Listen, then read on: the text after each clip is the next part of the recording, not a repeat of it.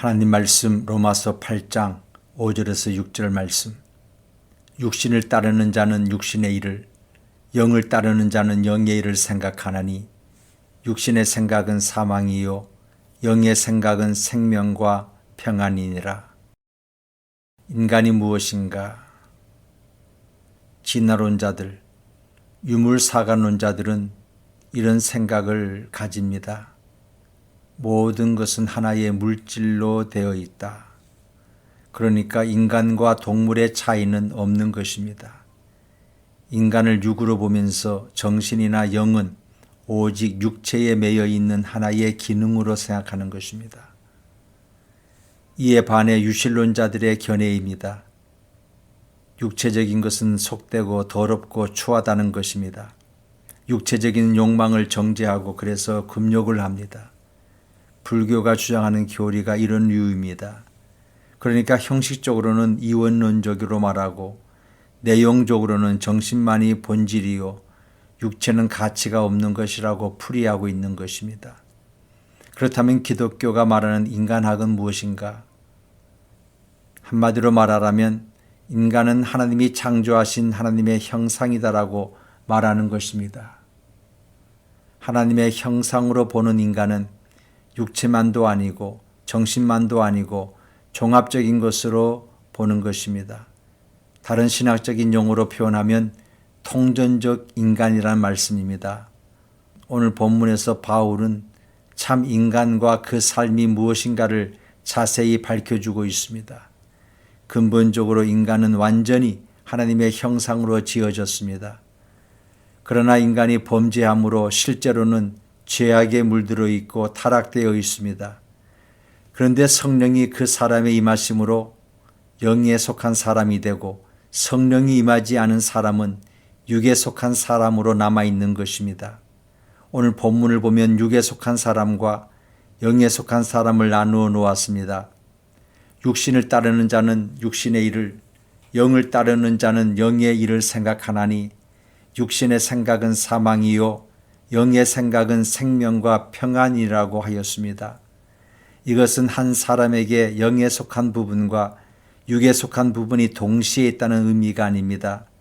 사람들 중에는 영에 속한 사람과 육에 속한 사람이 따로 있다는 말씀입니다. 이것은 이원론이 아니라 소속의 문제를 말하는 것으로 소속이 다르다는 것입니다. 육에 속한 사람이 있고 영에 속한 사람이 있다는 말씀. 소속이 다르면 각자의 소속에 따라 생각을 달리하게 되고 소속에 따라 지배받는 것이 다르게 된다는 것입니다. 내가 생각을 하는 것만이 아니라 그 생각에 내가 지배를 받게 된다는 말씀입니다. 육에 속한 사람과 영에 속한 사람이 무엇에 매여 있고 그 결과는 어떤 것인지 생각해 보겠습니다.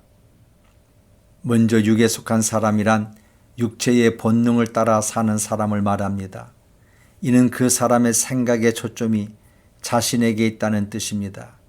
자기 중심적인 사람, 이 말을 다른 말로 말하면 자기 욕망에 매여 사는 사람이라는 말씀입니다. 그 삶의 초점과 중심은 자기 자신이요 본능적 욕망에 따라 사는 사람입니다. 그 유일한 법은 자신의 욕망의 삶이며 그가 좋아하는 것을 그가 좋아하는 곳에서 하는 삶입니다. 이렇게 지나친 정욕과 더러운 마음과 교만, 야망 등에 매여서 이런 것들이 지배하고 있는 한 자유로울 수가 없습니다. 그 결과는 두려움이 생기고 좌절을 느끼게 되는 것입니다. 항상 근심과 걱정에 매여 편안한 잠을 잘 수가 없고 결국에는 사망에 이르게 됩니다. 이것은 정신적 파멸이요 영적 멸망입니다. 오늘 말씀 6절에 육신의 생각은 사망이요라고 하였습니다. 또 아래 7절에 육신의 생각은 하나님과 원수가 되나니라고 하였습니다. 8절에 육신에 있는 자들은 하나님을 기쁘시게 할 수 없다고 했습니다. 인간 본성의 욕망과 행동으로 지배하는 삶은 사망의 길로 가는 것입니다. 거기에는 장래가 없습니다. 그 이유는 하나님으로부터 점점 멀어지기 때문입니다. 생명의 원천이신 하나님으로부터 멀어진다는 것은 곧 파멸을 의미하는 것입니다. 다른 하나는 하나님의 영에 의해 지배되는 삶이 있습니다. 사람의 마음에 영이 있습니다. 사람이 공기 중에서 살고 있듯이 결코 그리스도에게서 떨어지지 않고 그리스도 안에서 살고 있는 것, 사람이 공기 중에서 호흡할 때 공기가 그를 채워주듯이 그리스도의 영이 그를 채워주는 것을 말합니다. 그는 자기 자신의 생각이라고는 없습니다. 그리스도가 그의 생각입니다. 그리스도의 뜻이 자기의 유일한 법입니다. 그는 영으로 지배되고 그리스도로 지배되고 하나님 중심입니다. 영으로 지배되는 사람, 그리스도 중심의 사람, 하나님 집중적 삶은 생명으로 가는 길에서 사는 것입니다.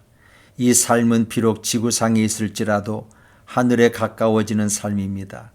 매일같이 이 삶은 그리스도와 같이 되고 그리스도와 하나가 됩니다. 이것은 하나님께로 가는 지속적인 전진의 생활이고 따라서 죽음은 그에게서 필연적으로 변혁되어 가는 것입니다. 영에 속한 사람이나 육에 속한 사람이나 다 죽습니다. 그러나 영으로 지배되는 사람은, 그 마음이 그리스도로 꽉 차 있는 사람은 죽으나 다시 살아납니다. 그리스도는 죽으시고 다시 사셨습니다. 그러므로 그리스도와 하나가 된 사람은 사망의 정복자와 하나이고 그 승리에 동참합니다. 그리스도의 영이 우리를 다스릴 때 우리의 영은 살아나고 반대로 우리의 육은 죽습니다. 이 말은 우리의 육이 죽어서 없어진다는 것이 아니라 육에 속한 마음들이 사라져서 완전히 영의 지배하에 들어간다는 뜻입니다. 영에 속한 사람은 이제 완전히 영이 지배하는 입장에 있기 때문에 몸, 즉 옛사람은 십자가에 못 박게 됩니다. 육에 속한 인격을 완전히 십자가에 못 박았기 때문에 몸은 죽어버린 상태가 되는 것입니다. 이렇게 되면 그리스도께서 그 몸도 살리십니다. 물론 이 말은 주님이 재림하실 때 부활을 뜻하는 것입니다. 좀 더 실존적으로 생각하면 육체적인 생활도 그리스도화한 생활이 된다는 말씀입니다. 완전히 의미가 달라지는 것입니다. 몸도 내 몸이 아니고 내 정신, 내 지식도 내 것이 아닙니다. 그리스도에 의해서 다스려지고 그리스도의 손에 의해서 쓰여지는 몸입니다. 그리스도에 의해서 다스려지는 마음과 지식과 육체로 되었다는 말씀입니다. 썩어질 우리의 몸이지만 이 몸을 살리셨기에 우리는 귀한 몸이 되는 것입니다.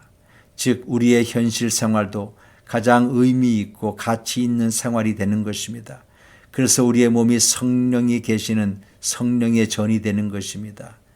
사랑하는 성도 여러분, 여러분의 인격의 주인이 누구입니까? 마치 배로 말하면 내 배의 선장이 누구냐 하는 말씀입니다. 기독교인이라고 실패하지 않는 것은 아닙니다. 넘어지지만 그래도 그 중심은 항상 분명한 것입니다. 그것이 바로 영이 다스리는 사람, 그리스도 중심적인 사람, 하나님께 초점을 두고 사는 사람으로 영에 속한 사람인 것입니다. 이런 사람은 영적으로 열려 있기 때문에 하나님과 성령과 말씀에 연결됩니다. 그래서 그쪽으로부터 오는 힘을 입을 수가 있는 것입니다. 그리하여 그 결과로 기쁨이 있고 평안이 있고 생명이 있는 것입니다. 그러므로 사랑하는 성도 여러분, 영으로 사시기 바랍니다. 성령을 따라 살라는 말씀입니다. 육에 속해 육을 따라 살지 마시기 바랍니다. 여러분은 이미 그리스도인이 되었습니다. 그러므로 더 이상 육에 속한 사람이 아닙니다. 육을 따라 살 수 없는 사람들인 것입니다. 영에 속한 사람이나 육에 속한 사람이나 처음 시작은 비슷합니다. 현재 사는 모습도 비슷합니다. 그러나 같은 자리에 있지만 서로의 생각이 다르고 소속이 다르고 행동이 다르고 습관이 달라지고 결국에는 운명까지 달라진다는 사실을 아시기 바랍니다. 육신을 따르는 자는 육신의 일을, 영을 따르는 자는 영의 일을 생각하나니 육신의 생각은 사망이요 영의 생각은 생명과 평안이니라.